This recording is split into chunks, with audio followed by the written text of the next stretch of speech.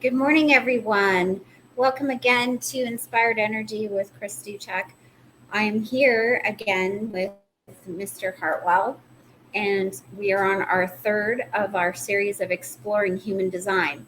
So today we're going to be talking about generators. So they are the creative builders of the world, is what Hartwell calls them. So good morning, Hartwell. Good morning. All ready to dive into this topic? Absolutely. Okay.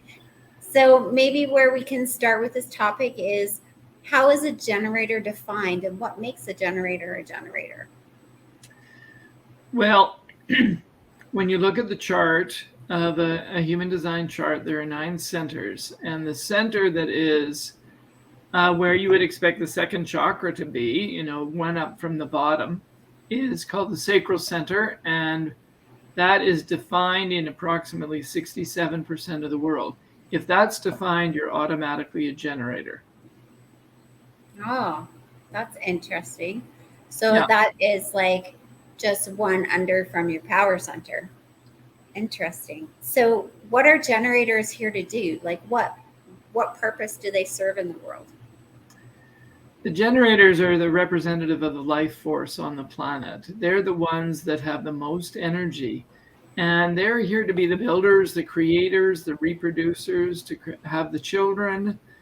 Um, they're the ones that, in a sense, make the world go round. The energetic frequency of the world is to a large extent Mm-hmm. um, governed by the generators. Yeah, I just had an interesting thought by Yeah. what you said. Um, Mhm. so, if we're like the power or the life force, so are we more susceptible to like vampires taking our energy, or more susceptible to getting into those kind of codependent relationships where people are taking from us, versus somebody like a projector or a reflector? Well, that's an interesting question, Chris. I'd have to think about that a little bit more, possibly. Okay, that But just got downloaded. So, yeah, but I mean, if you think of, many, throughout human history, there have been, the people have been enslaved, hmm. and even today, people will sometimes talk about how we feel enslaved Hmm. through our jobs, even though we are free to choose our jobs. So I think that generators can have that experience, that they're Yeah. working for the man, that if they're Yeah. not in alignment with their own strategy, then they will often give their energy to things that they end up feeling unhappy about. Yeah. So if 67% of the population is generators, Yeah. what makes us unique? Because we talk about how human design makes us each unique. So how are we different from each other, each generator? Well, you see, that really depends upon the specific activations in your chart, because there's many ways to be a generator.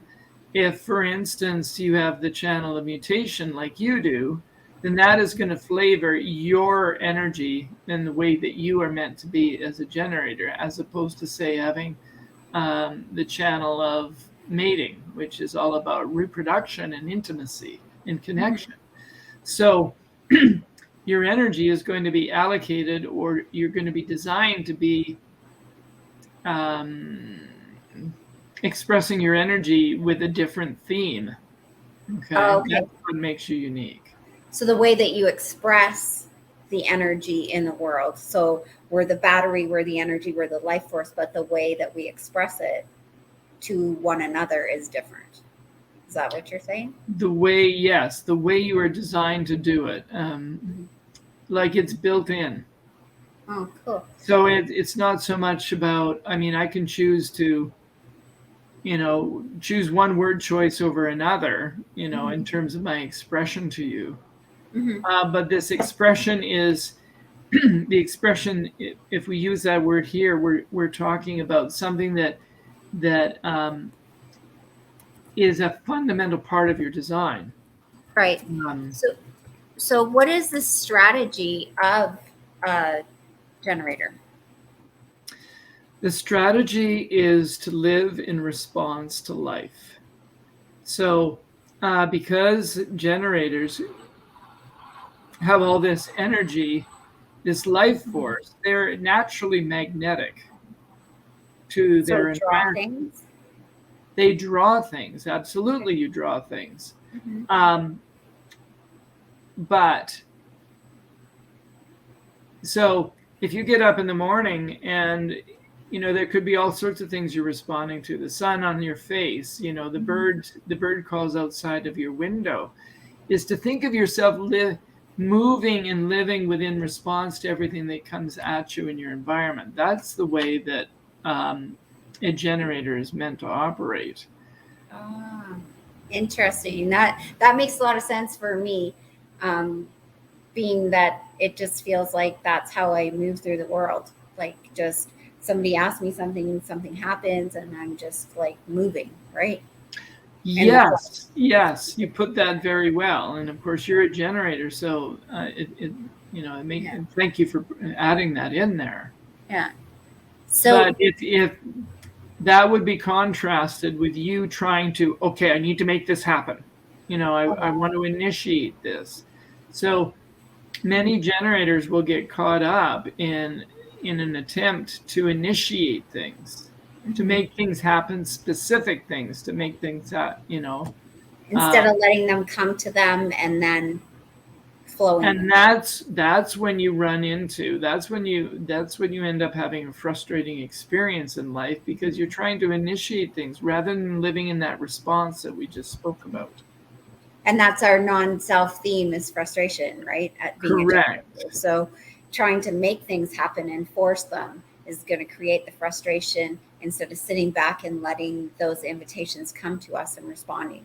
That's how we're meant to operate. Correct. Okay. And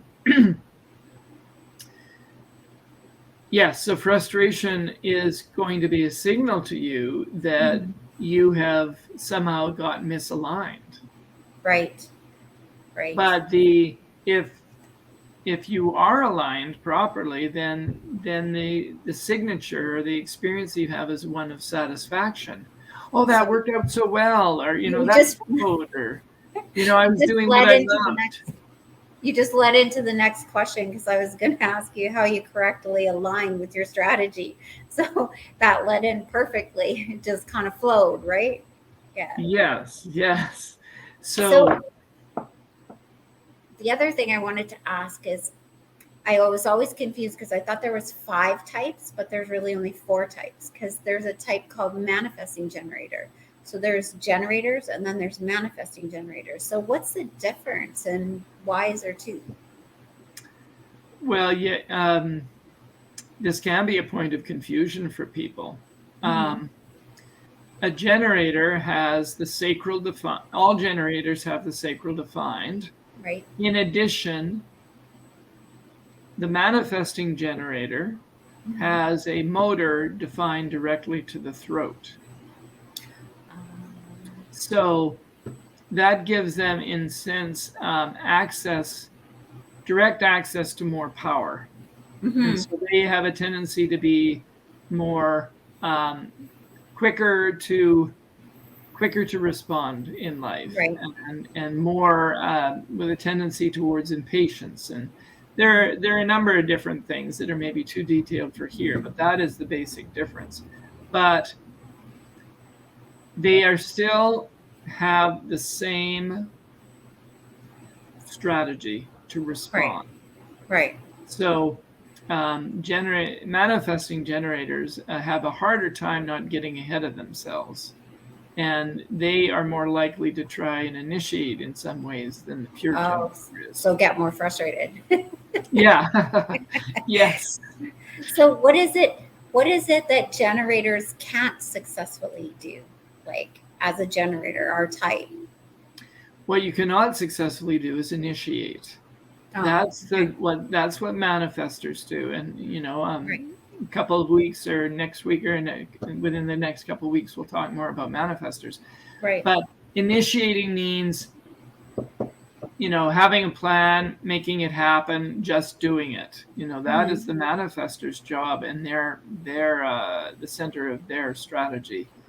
Right. So generators cannot do that, even though the not self-programming of the world makes us all feel like we should be manifestors. Right. Wow. It's like I'm learning something every time I have a conversation with you, because I've known you for several years now. I learned something new because this is such a big topic, and it's so wonderful to be able to use it to explore yourself and learn how to deal with people and how to navigate the world. Like, I just understood today for the first time the frustration part, because that has been a very big part of my life, is getting frustrated when I can't get things done on time and I'm trying to do things. And so now understanding that I'm supposed to just respond as things come to me, then that is my state of grace that I'm looking for, right? That state of grace and moving through the world that I always feel like I want to have and maintain. So correct. I really I'd like to draw a little bit out of something out from what you just said. When you respond to something correctly, it will feel satisfying to you and you'll feel in the flow. But you will often come up, a generator will often come up to points where it feels like there's a hitch, like that impulse or something has left. And that's where then the temptation can arise for you to then try and control something. So is that why they quit? Like you were saying, generators can be known as quitters. So when they come up against that, is that like when they feel like quitting? That's one of the points, yes. So you come up to the hitch point, and then you just need to take a pause to let that response factor kick in again somehow. But another reason why generators can be quitters is because they will often initially give their energy to things that aren't aligned with them. And remember, when we're talking about strategy here, living correctly for your design requires two things. Today, we're only focusing on, some of the basics of a generator, but there's the strategy, and then there's the inner authority. So we're going to be talking about that a little bit later. But so your question, which was, remind me about quitting.